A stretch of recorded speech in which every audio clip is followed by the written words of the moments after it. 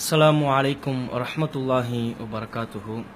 கண்ணியத்திற்குரிய சகோதரர்களே, கடந்த சில மாதங்களுக்கு முன்பாக கோவையில் பரேலவிகளோடு ஹதீஸுகள் குர்ஆனுக்கு முரண்படுமா என்கிற தலைப்பிலே ஒரு விவாதத்தை சந்தித்தோம். இந்த விவாதத்திலே குர்ஆனுக்கு முரண்படக்கூடிய செய்திகளை ஏற்றுக்கொள்ளக்கூடாது என்ற நம்முடைய நிலைப்பாட்டை பல்வேறு ஆதாரங்களோடு தெள்ளத் தெளிவாக நிலைநாட்டினோம். குர்ஆனுக்கு முரண்படக்கூடிய செய்திகளை ஏற்றுக்கொள்ளக்கூடாது என்பதுதான் ஹதீஸ்கலை விதியில் சொல்லப்பட்டிருக்கிறது. பல அறிஞர்கள் இந்த விதியை கூறியிருக்கிறார்கள். அதன் அடிப்படையில் அவர்களுக்கு முரண்பாடாக தெரிந்த பல செய்திகளை ஏற்காமல் மறுத்தும் இருக்கிறார்கள் என பல்வேறு ஆதாரங்களை நம்ம சொல்லியிருந்தோம்.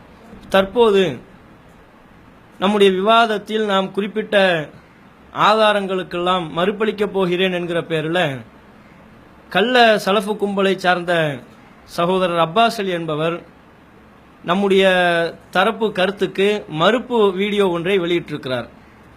அந்த மறுப்பு வீடியோவை பார்த்தோம்னு சொன்னால் அதனுடைய ஒட்டுமொத்த சாராம்சம் என்னவென்றால், ஒரு மிகப்பெரிய அறியாமையில்தான் அவருடைய ஒட்டுமொத்த வாதங்களும் அமைய பெற்றிருப்பதை அதை பார்க்கிற யாரும் அறிந்து கொள்ள முடியும். நாம விவாதத்தில் குறிப்பிட்டிருந்த கருத்து என்ன? குர்ஆனுக்கு முரண்படக்கூடிய செய்தி ஏற்றுக்கொள்ளக்கூடாது, இது ஹதீஸ்கலை விதியில இருக்கு, அறிஞர்கள் இதை சொல்லியிருக்கிறாங்க, இதை நம்முடைய கருத்து. இதை மறுப்பதற்கு தான் அவர் பதில் பேசுறார். குர்ஆனுக்கு முரண்படக்கூடிய செய்தியை ஏற்றுக்கொள்ளக்கூடாது என்று ஹதீஸ்கலை விதியில இல்லை, இது பத்தி அறிஞர்கள்லாம் சொல்லல அப்படின்னு அவர் சொல்ல வரக்கூடிய நிலையில என்ன கருத்தை முன்வைத்து தம்முடைய வாதத்தை அமைக்கிறார் என்றால், ஒட்டுமொத்தமாக பார்க்கும்போது நமக்கு விளங்கக்கூடிய விஷயம், குர்ஆனுக்கு முரண்பாடாக வரக்கூடிய செய்திகளை ஏற்றுக்கொள்ளக்கூடாது என்று அறிஞர்கள் சொன்னது பலவீனமான ஹதீசுகளுக்கு தான் சொன்னாங்க. அறிவிப்பாளர் தொடர் சரியா உள்ள செய்திகளுக்கெல்லாம் இந்த விதியை சொல்லல. நீங்க நல்லா கவனிக்கணும். அப்பாஸ் அலி அவர்களினுடைய துவக்க கால அல்லது அவர்களுடைய கும்பலை சார்ந்த மற்றவர்களுடைய வாதம் எல்லாம் என்னவென்றால், துவக்கத்தில் என்ன சொல்லிக்கிட்டு இருந்தாங்க? ஹதீஸ்கலை விதியிலே இப்படி இல்லைன்னாங்க. இப்போது எந்த அளவுக்கு இறங்கி வந்திருக்கிறார்கள் என்றால், ஹதீஸ்கலையில இது இருக்கு, நீங்க சொன்ன விவகாரங்கள்லாம் அறிஞர்கள் சொல்லியிருக்கிறாங்க, இமாம்கள் சொல்லியிருக்கிறாங்க, ஆனால் அது பலவீனமான ஹதீஸுகளுக்கு தான் சொல்லியிருக்கிறாங்க, குர்ஆனுக்கு முரணா இருந்தால் அதை ஏற்றுக்கொள்ளக்கூடாது என்கிற இந்த விதியை பலவீனமான செய்திகளுக்கு தான் சொல்லியிருக்கிறாங்களே ஒழிய அறிவிப்பாளர் தொடர் சரியா உள்ள செய்திகளுக்கெல்லாம் இதை பொருத்தி பார்க்க கூடாது. இந்த அடிப்படையில் தான் அவருடைய ஒட்டுமொத்த வாதமும் அமைந்திருப்பதை பார்க்கிறோம். இந்த அடிப்படையில் அவர் தம்முடைய வாதத்தை அமைப்பதற்கு என்ன காரணம்னு பாத்தீங்கன்னா, அவருடைய உள்ளத்துல ஆழத்துல சரியான ஒரு நச்சு கருத்து, விஷ கருத்து பதிந்து இருக்கிறது. என்ன விஷ கருத்து தெரியுமா? அறிவிப்பாளர் தொடர் சரியா இருந்துச்சுன்னு சொன்னா அந்த ஹதீஸை பத்தி பேசவே கூடாது, அறிவிப்பாளர்கள்லாம் நம்பகமானவர்களாக இருந்து விட்டால் அவர்கள் சொல்லுற செய்தியில தப்பே வராது, அறிஞர்கள் அவர்கள் நம்பகமானவர்கள் முடிவு பண்ணிட்டா அதுல எந்த விதமான பிழையும் இருக்காது. என்னமோ குர்ஆன் எப்படிப்பட்ட தரத்தில் தன்மையில் இருக்கிறதும், குர்ஆன் ஒன்று அல்லாஹ்வுடைய கிதாபுல்லா என்று சொல்லப்படக்கூடிய குர்ஆன்ல மட்டும்தான் எந்த விதமான தவறுகளுக்கு அப்பாற்பட்டது, தவறே இருக்காது, பிழையே இருக்காது. இந்த அல்லாஹ்வுடைய தன்மைக்கு நிகராக அறிவிப்பாளர்கள்லாம் சரியா இருந்துட்டாங்களா, நம்பகமானவர்களா, அவங்க சொல்லக்கூடிய செய்தியில எந்த தப்புமே வராது, அதுல கண்டிப்பாக ஏற்றுக்கொள்ள வேண்டும் என்கிற ஒரு நிலைத்தான் இருக்கிறதே தவிர ஏற்றுக்கொள்வதை தவிர வேறு வழி இல்லை என்கிற ஒரு வழிகாட்டினுடைய உச்சமான கருத்தை அவருடைய உள்ளத்தில் ஆழ பதிந்திருக்கிறது. அதனால தான் அவர் இப்படிப்பட்ட வாதங்களை எல்லாம் முன்வைக்கிறார். பலவீனமான ஹதீசுகளுக்கு தான் பொருத்தி பார்க்கணும், அறிவிப்பாளர் தொடர் சரியா உள்ள செய்திகளுக்கெல்லாம் பொருத்தி பார்க்க கூடாதுங்கிற பேச்செல்லாம் ஏன் வருது? ஆள் மனதில் பதிந்திருக்கிறது. அறிவிப்பாளர் தொடர் சரியா இருந்துச்சுன்னா அதை பத்தி பேசக்கூடாது, ஏற்றுக்கொண்டு கண்ணை மூடிக்கொண்டு ஏற்றுக்கொள்ள வேண்டும், நம்பகமான அறிவிப்பாளர்கள்ட்ட எந்த தப்புமே வராது. இதுதான் அவருடைய உள்ளத்தில் பதிந்திருக்கிற சிந்தனை. இந்த சிந்தனை குர்ஆன் வசன அடிப்படையிலேயும் தவறு என்பது ஒரு பக்கம். மிக முக்கியமாக அவர் எதை மொத்த குத்தகைக்கு எடுத்துக்கொண்டதாக சொல்கிறார், ஹதீஸ் கலையை மொத்த குத்தகைக்கு அவர் தான் எடுத்துக்கொண்டதை போலவும், ஹதீஸ் கலையை பற்றி வேறு யாருமே பேசுவதற்கு உலகத்தில் அவரை விட்டால் வேறு ஆளுக்கு தகுதியே இல்லை என்கிற ஒரு இருமாப்புல உட்கார்ந்து கொண்டு பேசிக் கொண்டிருக்கிறாரு. அவருக்கு ஹதீஸ் கலை அடிப்படையினுடைய எல்கேஜி பாடம் கூட அவருக்கு விளங்கல. ஏன் இதை நம்ம இவ்வளவு ஆணித்தரமா சொல்றோம்? இமாம்கள் என்ன சொல்லி, ஹதீஸ் கலையில என்ன சொல்லப்பட்டிருக்கு, இவர் ஒரு நினைப்புல இருக்கிறார், அறிவிப்பாளத்தோட சரியாயிருச்சுன்னா அதுல தப்பே இருக்காது, அதை ஏற்றுக்கொள்வதை தவிர வேறு வழியே இல்லைங்கிற சிந்தனையில இருக்கிறாரு. அந்த சிந்தனையின் வெளிப்பாடாகத்தான் நாம குறிப்பிட்ட ஆதாரங்களை எல்லாம் மறுத்து பேசிக்கிட்டு இருக்கிறாரு. ஆனால் ஹதீஸ் கலையில் என்ன தெரியுமா சொல்லப்பட்டிருக்கு? ஒரு செய்தி அதனுடைய அறிவிப்பாளர் தொடர் சரியான செய்தி என்று சொல்லிவிட்டால் அதன் பொருள் அதுல எந்த விதமான தப்புமே இல்லை என்பதல்ல, மாறாக தப்பும் இருக்கும், தவறாகவும் சொல்லியிருப்பாங்க. நம்பகமானவர்களாக இருந்தாலும் கூட அவர்கள் புறத்திலிருந்தும் தப்பு ஏற்பட்டிருக்கும், அவங்களும் தவறுதலா செய்தியை அறிவித்திருக்கலாம், சொல்லியிருக்கலாம். இதுதான் ஹதீஸ் கலை விதியில சொல்லப்பட்டிருக்கு. எதற்கு சொல்லப்பட்டிருக்கு? சரியான செய்திக்குரிய அளவுகோலாகவே இது முன்வைக்கப்பட்டிருக்கிறது. நீங்க பார்க்கலாம், தத்ரிபுர் ராவியில தெள்ள தெளிவாக குறிப்பிடப்படுகிறது, வைதா கீல ஹாதா ஹதீஸுன் ஸஹீஹுன், இது சரியான செய்தி என்று சொல்லப்பட்டு விட்டால் ஃபஹாதா மஅனாஹு, அதனுடைய பொருள் என்னவென்றால் ஐ மத்தஸல சனதுஹு மஅல் அவ்ஸாஃபில் மதுகூரத்தி, முன்னர் சொல்லப்பட்ட தன்மைகளோடு இது அறிவிப்பாளர் தொடர்ல எந்த முறிவும் இல்லாமல் இருக்கிறது. சரியான செய்திக்கு முன்ன என்னென்ன தன்மைகள் சொன்னமோ அந்த தன்மைகளோடு சேர்த்து அறிவிப்பாளர் தொடர்ல எந்த முறிவும் இல்லை.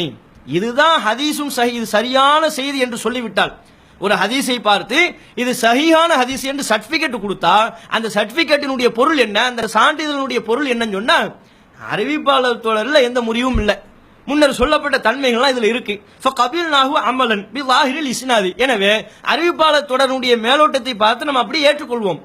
அதுக்கப்புறம் சொல்றாரு லா அன்னஹு மக்தூஉம் பிஹி ஃபி நஃப்ஸில் அம்ர், மெய்யாகவே அது சரியானதுதான், அது உறுதியானதுதான், அதில் எந்த தவறும் இல்லை என்று சொல்லிவிட முடியாது. எவ்வளவு அற்புதமா தெளிவா பாமரனுக்கும் புரியக்கூடிய ஹதீஸ் கலையுடைய மொத்த குத்தகைக்கு எடுத்துக்கிட்டு வர மாதிரி பேசுறாரு. சாதாரண மக்களுக்கு கூட புரியக்கூடிய வகையில் அவருடைய வாசகம் அமைந்திருக்கிறது. ஹதீஸும் சஹீஹுன், இது சரியான செய்தின்னு சொன்னா டோட்டலாவே சரின்னு அர்த்தம் கிடையாது. லா அன்னஹு மக்தூஉம் பிஹி ஃபி நஃப்ஸில் அம்ர், மெய்யாகவே அது சரியான செய்திதான், உறுதியான செய்திதான் என்று பொருள் அல்ல, தப்பும் இருக்கும். ஏன் அதுல தப்பு இருக்கலாம்? லி ஜவாசில் ஹதஇ வன் நிஸ்யானி அலா ஸிகதி, நம்பகமானவருக்கு தப்பு பிழையா சொல்லலாம், நம்பகமானவர் மறதியா கூட சொல்லலாம். அப்ப பாருங்க, நம்பகமானவர்கள் தான் அதில் இடம் பெற்றிருப்பார்கள். நம்பகமானவங்க வந்துட்டு அதை ஏற்றுக்கொள்ளணும், அதை மறுப்பதற்கு பேச்சுக்கே இடம் இல்லைன்னு சொன்னாங்களே, அப்படி இல்ல, நம்பகமானவங்க தப்பா சொல்லுவாங்கல்ல. அறிவிப்பாளர்களுடைய வரலாறுகள் எல்லாம் பதிவு செய்யப்பட்டிருக்கு.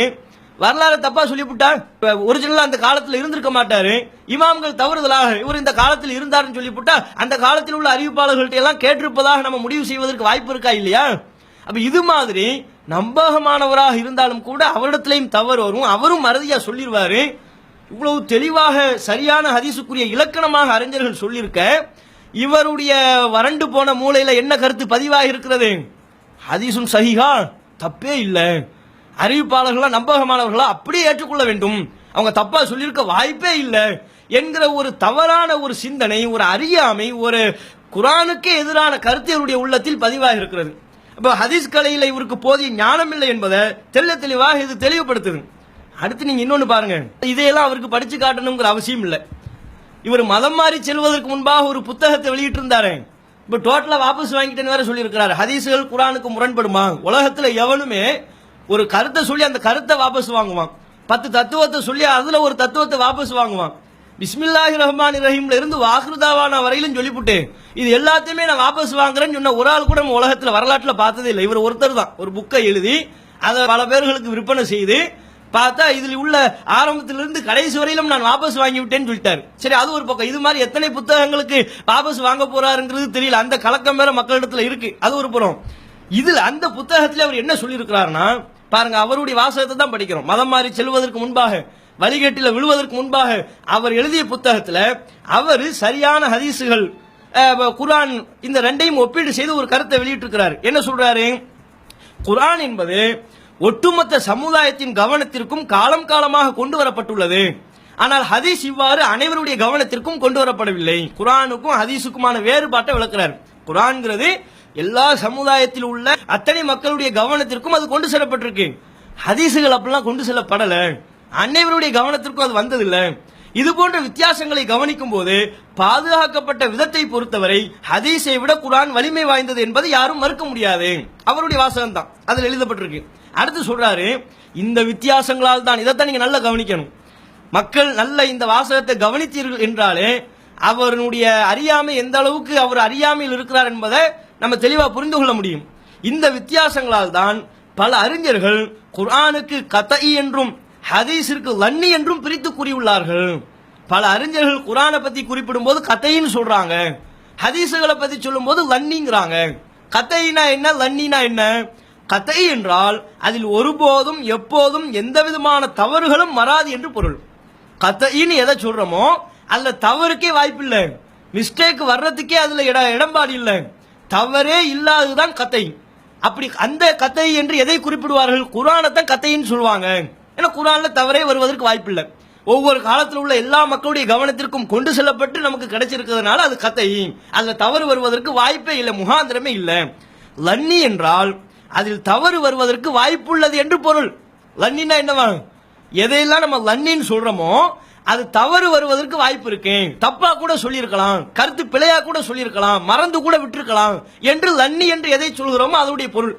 இந்த கத்தையில் லன்னி என்று இதை பிரித்து விட்டு இதை மையமாக வைத்து குர்ஆனுடன் ஹதீஸ் முரண்பட்டால் ஹதீஸை அறிவித்தவர்களிடத்தில் தவறு வர வாய்ப்புள்ளது என்ற அடிப்படையில் ஹதீஸை அறிஞர்கள் ஏற்க மாட்டார்கள் அப்படின்னு சொல்றாரு. இதை நம்ம என்ன எதுக்காக இதை குறிப்பிடுறோம்னா, அவரே முன்னால் எழுதியிருக்கிறார், அறிஞர்கள்லாம் ஹதீஸுகளுக்கு லன்னின்னு சொல்லியிருக்கிறாங்க, குர்ஆனுக்கு தான் கத்தைங்கிறாங்க. அப்படின்னா என்ன? குர்ஆன் தான் எந்த விதமான பிழைகளுக்கு அப்பாற்பட்டது, தவறு வருவதற்கு வாய்ப்பே இல்லாத ஒன்று குர்ஆன் மட்டும்தான், அல்லாஹ்வுடைய வேதம் மட்டும்தான். ஹதீஸுகளை பொறுத்தவரை அது லன்னி, தவறு வருவதற்கு இடம்பாடு உண்டு, தவறாக பிழையாக சொல்லிவிடுவதற்கு வாய்ப்பு உண்டு. இப்படி அதனால தான் ஹதீஸுகளுக்கு பேரே லன்னி என்று அறிஞர்கள் சொல்லியிருக்கிறாங்கன்னா, அப்ப அடிப்படை என்ன? எதை சரியான ஹதீஸ்னு சொல்றோமோ அது டோட்டலாவே சரி, அதனுடைய கருத்தும் சரி, அது ஒட்டுமொத்தமாக ஃபி நஃப்ஸில் அம்ர் மெய்யாகவே அது சரியான செய்தான் என்ற கருத்து கிடையாது, அதுல தப்பும் இருக்கலாம். அதனால தான் லன்னின் பேர் வச்சிருக்காங்க. இவ்வளவு தெளிவாக புத்தகங்கள்ல எழுதப்பட்டிருக்குது. இதுல இன்னொன்னையும் விளக்கணும். எல்லாத்தையுமே வாபஸ் வாங்கிட்டேன்னு சொல்லியிருக்கிறாரு, இதையும் சேர்த்து வாபஸ் வாங்கிட்டாரா? அல்லது இந்த கத்தையில் லன்னி விஷயத்துல குர்ஆனை கத்தை என்று சொல்வதிலையும் ஹதீஸ லன்னி என்று சொல்வதிலையும் சந்தேகத்துக்குரியது, தவறு வருவதற்கு வாய்ப்பு உள்ளது என்று சொல்வதில் இவருடைய நிலைப்பாடு என்ன? அதையும் வாபஸ் வாங்கிட்டாரா? அவர் கூட வாபஸ் சொல்லி அறிவித்தாலும் கூட கத்தையில் லன்னி என்று பிரித்த அறிஞர்கள் எந்த வகையிலும் இதை வாபஸ் வாங்கல. இன்னும் அந்த அறிஞர்கள் அதே நிலைப்பாட்டில் தான் இருக்கிறாங்க. ஹதீஸ்கள் லன்னி தான், அது தவறு வருவதற்கு வாய்ப்பு உள்ளது, சந்தேகம் கொள்வதற்கு வாய்ப்பு உள்ளது. அதனால தான் லன்னின் பேர் வச்சிருக்கிறாங்க. அப்ப இந்த அடிப்படை அறிவு இல்லாம தௌஹீத் ஜமாத்தினுடைய அறிஞர்களை பத்தி விமர்சிப்பதற்கு உங்களுக்கு என்ன தகுதி இருக்கு? தௌஹீத் ஜமாத்துடைய அறிஞர்களுக்கு ஹதீஸ்களை நாலேஜ் இல்லை என்று சொல்வதற்கு எல்கேஜி பாடத்தை நீங்க ஒழுங்கா விளங்கலையே. நீங்க ஹதீஸ்களை பத்தி எங்களுக்கு பாடம் சொல்லிக் கொடுக்குறீங்களா? எங்கள் மூத்த அறிஞர்களை விமர்சிப்பதற்குரிய தகுதி துளியாவது உங்களுக்கு இருக்கா? இதை நீங்க புரிந்து கொள்ளணும். இதே கருத்தை இமாம் ஷாஃபி அவர்கள் தெள்ள தெளிவாக குறிப்பிட்டிருக்கிறார்கள். எப்படி சொல்றாங்க?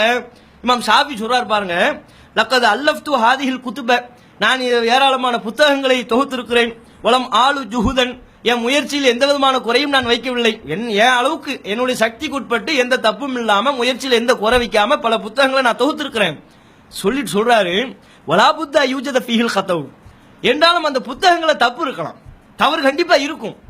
நான் என் முயற்சியில் எந்த குறையும் வைக்கல, புத்தகங்களை அவ்வளவு நேர்த்தியா அல்லாஹ் எனக்கு தந்த சக்திக்கு உட்பட்டு நான் தொகுத்திருக்கிறேன். இருந்தாலும் கூட இதுல தப்பு இல்லைன்னா என்னால சொல்ல முடியாது, கண்டிப்பா இதில் தப்பு இருக்கும். வலாபுத்த யூஜத ஃபீஹில் கதவு, கண்டிப்பாக என்னுடைய புத்தகங்களை தப்பு இருக்கும்.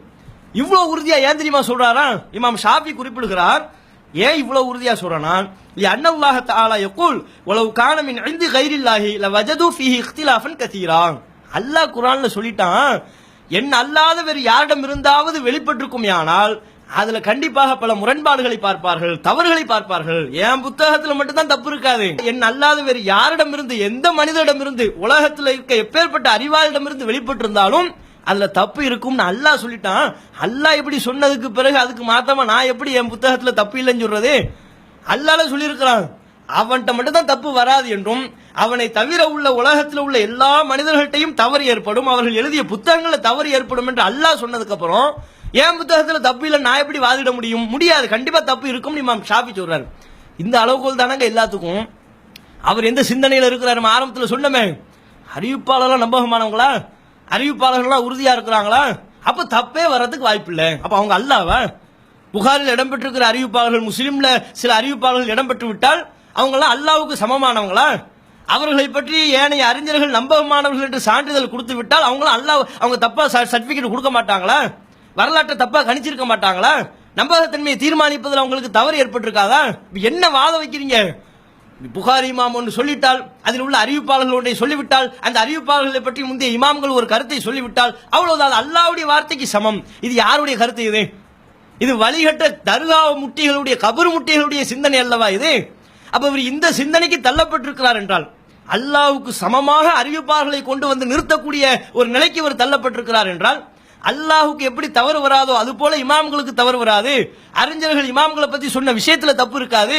அறிவிப்பாளர்கள் நம்பகமானவர்களாக வந்துவிட்டால் அவர்கள் நபியை பற்றி சொல்லக்கூடிய தகவல தப்பு வராது என்கிற சிந்தனைக்கு இவர் போயிட்டாருன்னு சொன்னா வேற எந்த வழிகட்டினுடைய மொத்த வாசல் திறக்கப்பட்டுருச்சே?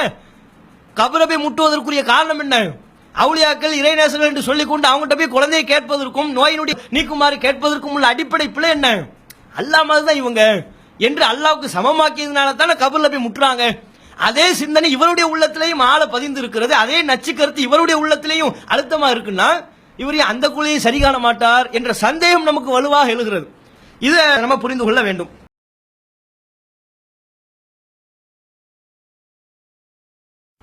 அடுத்து சகோதரர்களே, அவர் சொல்றாரு சரியான செய்திக்கு 5 நிபந்தனை இருக்கு. ஒரு ஹதீஸ 5 நிபந்தனைகள் பொருந்தி விடுமையானால் அதுக்கு மேல் கொண்டு அதை பத்தி பேசவே கூடாது. அதுல எல்லாம் இட்டுக்கட்டப்பட்ட செய்தி என்ற அளவீட்டை கொண்டு வரக்கூடாது. நம்ம சொன்னோம் இல்லையா, விவாதத்துல ஹதீஸ் கலையில் இருப்பதாகவும் அறிஞர்கள் மேற்கோள் காட்டியதாகவும் சொன்னோம். என்ன சொன்னோம்? குர்ஆனுக்கு முரணா வந்துச்சுன்னா அது இட்டுக்கட்டப்பட்ட செய்தி என்றுதான் ஹதீஸ் கலையில சொல்லப்பட்டிருக்கு, அறிஞர்கள் சொல்லியிருக்கிறாங்க அப்படிங்கிற கருத்தை முன் வச்சோம். அதுக்கு அப்பாஸ் அலி அவர்கள் பதில் சொல்றாரு, இல்ல இல்ல, அது பலவீனமான ஹதீஸ்களுக்கு மட்டும்தான். சரியான செய்திக்கு ஒரு 5 நிபந்தனைகள் ஹதீஸ் கலையில சொல்லப்பட்டிருக்கு. அந்த 5 நிபந்தனைகள் பொருந்தி போகாத செய்திகளுக்கு தான் அதுவே தவிர 5 நிபந்தனைகள் பொருந்தி போன சரியான செய்தியில இந்த அளவை இட்டுக்கட்டப்பட்ட செய்தியை கண்டுபிடிப்பதற்கான அளவுகளை எல்லாம் கொண்டு வரக்கூடாது. குர்ஆனுக்கு முரணா இருந்தால் அது பலவீனம், அது இட்டுக்கட்டப்பட்டதுன்னு சொல்வதா இருந்தால் அது பலவீனமான ஹதீசுகள்ல தான் பொருத்தி பார்க்கணும். 5 நிபந்தனைகள் சரியா உள்ள ஹதீஸ்ல பொருத்தி பார்க்க கூடாதுங்கிறாரு. இட்டுக்கட்டப்பட்ட ஹதீஸினுடைய அடையாளம் அது குர்ஆனுக்கு மாற்றமா இருக்கும்னு இப்னு ஹஜர் சொன்னாங்களே, அதனுடைய விளக்கம் என்ன நீங்க தெரிஞ்சுக்கிடுவோம். அவங்க இதை சஹீஹான ஹதீஸுக்கு அவங்க பொருத்தவே இல்லை. இட்டுக்கட்டப்பட்ட ஹதீஸுங்கிற பேச்சே எதுல வரும் தெரியுமா? இந்த 5 நிபந்தனைகளும் அடங்கிய ஹதீஸ்ல இட்டுக்கட்டப்பட்டதை பத்தி பேசவே மாட்டாங்க. ஏன்னா சஹீங்கிற தனி வகையா போயிருது. ஒரு அடிப்படை 5 நிபந்தனைகள் பற்றியான போதிய அறிவுக்கு கூட இவட்ட இல்ல, அப்படிதான் சொல்லணும். ஏன் அப்படி சொல்றோம்? 5 நிபந்தனைகள் என்னென்ன சொல்லியிருக்கிறாங்க? ஒரு ஹதீஸ் அது சஹீ சரியானது என்பதை என்கிற தரத்தை அடைவதற்குரிய நிபந்தனையாக 5 நிபந்தனைகள் 5 நிபந்தனை சொல்லி அதை பிடிச்சி தொங்கிட்டு இருக்கிறார்ல, அந்த 5 நிபந்தனைகள்ல நாங்க சொல்லக்கூடிய கொள்கை இல்லையா? நாங்கள் எதை இட்டுக்கட்டப்பட்ட செய்தி என்று சொல்கிறோமோ, நாங்கள் எதை குர்ஆனுக்கு முரண் என்று இந்த செய்தி நபிகள் நாயகத்திற்கும் சம்பந்தம் இல்லை, இது குர்ஆனுக்கு முரணா இருக்குன்னு ஏற்றுக்கொள்ள மறுக்கிறோமோ, அதுவும் 5 நிபந்தனைக்கு உட்பட்ட விதத்துல தான் அது மறுக்கப்படுகிறது. எப்படி 5 நிபந்தனைகளுக்கு உட்பட்ட விதத்தில் மறுக்கப்படுகிறது? அறிஞர்கள் 5 நிபந்தனைகள்ல ஒரு நிபந்தனையாக சரியான செய்தி என்று சொல்வதற்குரிய 5 நிபந்தனைகளில் ஒரு நிபந்தனையாக ஷாதாக இருக்கக்கூடாது அப்படின்னு சொல்றாங்க. ஷாதுனா என்னன்னா, 4 பேர் ஒரு செய்தியை ஒரு விதமா அறிவித்திருக்க அதுக்கு மாத்தமா ஒருத்தர் அறிவிச்சாருன்னு சொன்னா அந்த ஒருவருடைய அறிவிப்பு ஷாது. இதுதான் ஹதீஸ் கலையில ஷாதாக இருக்கக்கூடாதுன்னு சொல்லுவாங்க. 4 பேர் ஒரு விதமா சொல்றாங்க, அதுக்கு மாத்தமா ஒருத்தர் அந்த 4 பேர் என்ன கருத்தை எப்படி சொன்னாங்களோ அதுக்கு மாத்தமான வாசகத்துல ஒருத்தர் சொல்லியிருந்தாருன்னா அது ஷாது. அதனால இவருடைய அறிவிப்பை பலவீனமானதுன்னு ஏற்றுக்கொள்ள மாட்டாங்க, 4 பேருடைய அறிவிப்பை சரி என்று ஏற்றுக்கொள்வார்கள். இப்ப அறிஞர்கள் சஹீஹுடைய நிபந்தனைகள்ல ஒன்றாக 5 நிபந்தனைகள்ல ஒன்றாக ஷாதுன்னு எதை சொல்றாங்களோ இந்த விளக்கத்திற்குள்ளாக குர்ஆனுக்கு முரண்படுதல் என்பதை அந்த அறிஞர்கள் சொல்லாவிட்டாலும், நேரடி வார்த்தையாக இதை குறிப்பிடாவிட்டாலும் தரீக்கில் அவுலா இதுல பொருந்தி போகுதா இல்லையா? ஏன் 4 பேருக்கு மாத்தமா ஒருத்தர் சொல்லக்கூடிய அறிவிப்பை ஏற்றுக்கொள்ளக்கூடாது அப்படின்னு சொன்னா, அதுவும் ஹதீசுகள்லயே 4 பேர் ஒரு ஹதீஸை ஒரு விதமாக அறிவித்திருக்க ஒருவர் அதே செய்தியை வேறு விதமாக சொல்லும் போது அதை ஏற்றுக்கொள்ளக்கூடாதுன்னு சொன்னா குர்ஆனுக்கு இந்த அளவுகள் பொருந்தாதா? குர்ஆன் என்பது எண்ண முடியாத அறிவிப்பாளர்களால் தலைமுறையால் நமக்கு கொண்டு வந்து சேர்ப்பிக்கப்பட்டிருக்கு. இப்படி எண்ண முடியாத அறிவிப்பாளர்களால் சொல்லப்பட்ட இந்த குர்ஆன் என்கிற வலிமையான செய்திக்கு மாத்தமா 5 பேர் 10 பேர் 4 பேர் 7 பேர்னு சொல்லக்கூடிய அறிவிப்பை ஏன் ஷாதுன்னு முடிவு பண்ணக்கூடாது? 5 நிபந்தனைகள்ல ஒரு நிபந்தனை அது பொருந்தத்தானே செய்யுது. குர்ஆனுக்கு முரணாக இருப்பதை ஷாது என்று அறிஞர்கள் நேரடியா சொல்லல, தரீக்கில் அவுலா பொருந்தி போகுதா இல்லையா? குறைவான எண்ணிக்கைக்கு 4 பேருக்கு மாத்தமா 1 அறிவிச்சா அது ஷாது என்ற குறைவான எண்ணிக்கைக்கு இது பொருந்தும் என்றால் இதை விட அதிகமான எண்ணிக்கைக்கு பொருந்தாதா? பொருந்தாதுன்னு சொல்வதல்லவா முட்டாள்தனமாக கருதப்படும். 4 பேருக்கு மாத்தமா ஒருத்தர் சொல்ற அறிவிப்பை நான் ஏத்துக்க மாட்டேன்னு ஒருத்தன் சொல்றான், இன்னொருத்தன் பார்த்தா லட்சக்கணக்கான கோடிக்கணக்கான எண்ண முடியாத மக்கள் ஒரு செய்தியை சொல்ல அதுக்கு மாத்தமா ஒருத்தர் சொன்னா அதை நான் ஏத்துக்குவேன்னு சொன்னா இவனுக்கு நம்ம அறிவாளி நான் தீர்ப்பளிப்போம்? இவன் நல்ல சிந்தனையோடு செயல்படுகிறார் என்றா நம்ம முடிவு செய்வோம்? இது தரீக் இதை பத்தி பேச வேண்டிய அவசியமே இல்லை. ஏன் ஹதீஸ் கலையில் அதை பத்திலாம் குர்ஆனுக்கு முரணா உள்ள டாபிக் இந்த ஷாதுங்கிறதுல புகுத்தி நேரடியாக சொல்லப்படலன்னு சொன்னா இது அறிவுள்ள யாரும் புரிந்து கொள்ள முடியும். கள்ள சலப்பு கும்பலை போன்று அறிவுள்ள எதுவும் வற்றி போயிருக்குமே, ஆனால் மூளை வெந்து போயிருந்தா அவங்களுக்கு தான் சொல்லி சொல்லி விளக்கணுமே தவிர வேற யாருக்கு இது சொல்லி விளக்க வேண்டிய அவசியம் இல்லை. குர்ஆன்ல அல்லாஹ் சொல்றான், பெற்றோர்களை மரியாதை செய்வதை பத்தி அல்லாஹ் சொல்லும் போது ஃபலா தகுல்லஹுமா உஃபின், அவங்கள சீ என்று கூட சொல்லிவிடாதே அப்படிங்கிறான். ஒருத்தர் இந்த குர்ஆன் வசனம் இவர்கள் புரிந்த கள்ள சலப்பு கும்பல் புரிவதை போல புரிவதா இருந்தா சீ என்று தான் அல்லாஹ் சொல்லக்கூடாது, தூ என்று துப்பி மூஞ்சில் காரி துப்பலாம், அவர்களை காலால் எட்டி உதைக்கலாம் சொன்னா அதை ஏத்துக்குவோமா? அதுக்கு நம்ம என்ன அவங்களுக்கு விளக்கம் அளிப்போம்? எப்ப சீனே சொல்லக்கூடாது என்றால் இது சின்ன சீ பெற்றோர்களை பார்த்து சீ என்று சொல்வது சின்ன நம்பர், சின்ன விஷயம். இதையே பெற்றோர்களை பார்த்து சொல்லக்கூடாதுன்னா இதை விட பெரியது மூஞ்சில காரி துப்புறது, அதை விட பெரியது எட்டி உதைப்பது, அதை விட பெரியது அவருடைய மனதை நோகடிக்கும்படியான வன்கொடுமைகள் அவர்கள் மீது நிகழ்த்துவது. சீனே சொல்லக்கூடாதுன்னா தூணு துப்பக்கூடாதுதான். அது இந்த சீ என்று சொல்லக்கூடாது என்பதற்குள்ளாகவே தூணு துப்பக்கூடாதுங்கிற கருத்தும் இருக்கு, எட்டி உதைக்க கூடாது மிதிக்க கூடாது என்கிற கருத்தும் இருக்கு, கொலை பண்ணக்கூடாதுங்கிற கருத்து இருக்கு. எல்லாமே அதுக்குள்ள அடங்கி விடுகிறதா இல்லையா? எப்படி இதுதானே புரிந்து கொள்ளக்கூடிய தன்மைன்னா இதுதான் அர்த்தம். சின்ன விஷயத்தை ஒன்று எடுத்துக்கொள்கிறது என்றால் அதை விட பெரியதையும் அது எடுத்துக்கொள்கிறது என்றுதான் பொருள். 4 பேருக்கு மாத்தமா ஒருத்தர் சொல்லக்கூடிய அறிவிப்பையே ஏற்றுக்கொள்ளக்கூடாதுன்னா தரீக்கில் அவுலா ஒரு படி மேல எண்ண முடியாத அறிவிப்பாளர்கள் வழியாக வரக்கூடிய குர்ஆனுக்கு மாத்தமா 5-6 நபர்கள் சொல்லக்கூடிய செய்தியை ஏற்றுக்கொள்ளலாமா? அப்பாஸ் அலி அவர்களுடைய வாதத்தினுடைய அடிநாதமே என்னவென்றால் அறிவிப்பாளர் தொடர்கள்லாம் நம்பகமானவங்களா இருக்கிறாங்களா அப்படின்னா அவங்களிடத்துல எந்த தவறுமே வராது, அந்த செய்தியை அப்படியே ஏற்றுக்கொண்டு போய்விட வேண்டும். இதுதான் அவருடைய சிந்தனை கோளாறு. நம்பகமானவர்கள் ஒரு செய்தியை சொல்லிட்டா அதை பரிசீலிக்க வேண்டிய அவசியமே இல்லைன்னு சொல்றீல. ஹதீஸ் கலையில ஷாத் என்று ஒரு வகை பேசப்பட்டுச்ச, அந்த ஷாதுனா என்னன்னு உங்க மூளையை கசைக்கு பார்த்து சிந்தி பாத்தீங்களா? உன்ன சோத்துல போய் தான் முட்டணும் நீங்க முட்டி யோசிச்சு பாத்தீங்களா ஒரு தடவை? ஷாது சம்பந்தமாக நீங்கள் உங்களுடைய சிந்தனையை செலுத்தியிருப்பீர்களே, ஆனால் நம்பகமானவர்கள் சொல்லக்கூடிய செய்தியை பரிசீலிக்கவே தேவையில்லை, அதை அப்படியே ஏற்றுக்கொள்ள வேண்டும் என்கிற தவறான கருத்தை நீங்க சொல்லியிருக்க மாட்டீங்களே. ஏன்? ஷாது என்பதை ஹதீஸ் கலையில 5 நிபந்தனைகளில் ஒரு நிபந்தனையாக சொல்லப்பட்டிருக்கிற ஷாது என்கிற பிரிவை நம்பகமானவர்கள் சொல்லக்கூடிய செய்தியை பரிசீலிப்பது பத்தி தான். எது ஷாது? ஹதீஸ் கலையில் எது ஷாதுன்னு சொல்லப்பட்டிருக்கு? அதிகமான எண்ணிக்கையில் உள்ளவங்களுக்கு மாத்தமா குறைவான நம்பர்ல உள்ளவங்க சொன்னா அது ஷாதுன்னு சொல்லப்பட்டிருக்கு. அதே போல தன்னை விட மிக நம்பகமானவர் சொல்லக்கூடிய செய்திக்கு மாத்தமா ஒரு நம்பகமானவர் சொல்லக்கூடிய செய்தி அதுவும் ஷாது. அதான் நம்பகத்தன்மையில ஒருத்தர் 100 மார்க் எடுத்திருக்கிறாரு, இவர் 95 மார்க் அப்படின்னு சொன்னா இந்த 100 மார்க் எடுத்தவருக்கு மாத்தமா 95 மார்க் எடுத்தவர் சொல்லக்கூடிய செய்தி இருக்கா இல்ல, இது ஷாது அப்படின்னு சொல்லப்படுது. அதே போல சில இடங்கள்ல 2 பேருமே நம்பகத்தன்மையில சமமா தான் இருப்பாங்க. நம்பர்ல கூட 4 பேர் ஒரு செய்தியை அறிவித்திருக்க அதுக்கு மாத்தமா இந்த ஒரு நபர் ஒரு செய்தி அறிவித்திருப்பாரே, ஆனால் இது ஷாது. அப்ப நம்பர்ல அடிப்படையில் ஷாது என்று சொல்லும் போது நம்பகத்தன்மையில 2 பேருமே சமபலத்தில் இருக்கிறாங்க. மார்க் அடிப்படையில் பார்க்கும்போது இன்னொரு வகையில் குறிப்பிடக்கூடிய ஷாது என்று சொல்லும் போது தன்னை விட மிக நம்பகமானவர்களுக்கு மாத்தமா நம்பகமானவர்கள் சொல்லக்கூடிய செய்தி, இதெல்லாம் ஷாதுங்கிறாங்க. இந்த ஷாதுங்கிற டோட்டல் வகையை எதை பத்தி பேசுது? இந்த செய்தியை ஏற்றுக்கொள்ளக்கூடாது மறுக்க வேண்டும் என்று சொல்கிறார்கள் என்றால் என்ன காரணம்? இவங்க நம்பகமானவர்கள் தானே. நம்பகமானவர்கள் அறிவிக்கிற அறிவிப்பை தானே பரிசீலனைக்கு உட்படுத்தி இல்ல இவர் தன்னை விட மிக நம்பகமானவர்களுக்கு மாத்தமா அறிவிச்சிருக்கிறதுனால இந்த நேரத்தில் மட்டும் இவருடைய அறிவிப்பை ஏற்றுக்கொள்ளக்கூடாது அப்படின்னு சொல்லப்படுது. அதிகமான எண்ணிக்கையில உள்ளவங்களுக்கு மாத்தமா இவர் அறிவிக்கிறதுனால இந்த இடத்தில் இவருடைய அறிவிப்பை ஏற்றுக்கொள்ளப்படாதுன்னு சொல்றாரு. அப்ப ஷாது பத்தி நீங்கள் சரியாக சிந்தித்திருப்பீர்களே, ஆனால் நம்பகமானவர்கள் என்று வந்துவிட்டாலே போதும், அதை பரிசீலனை பண்ண வேண்டிய தேவையே இல்லை, கண்ணை மூடிக்கொண்டு அப்படியே ஏற்றுக்கொள்ள வேண்டும் என்கிற இந்த குருட்டுத்தனமான சிந்தனை உங்களுடைய உள்ளத்துல தோண்டி இருக்காது. சரி, நீங்களும் ஷாதை ஏத்துக்கிறீங்களா? இல்ல ஏத்துக்கிறீங்க.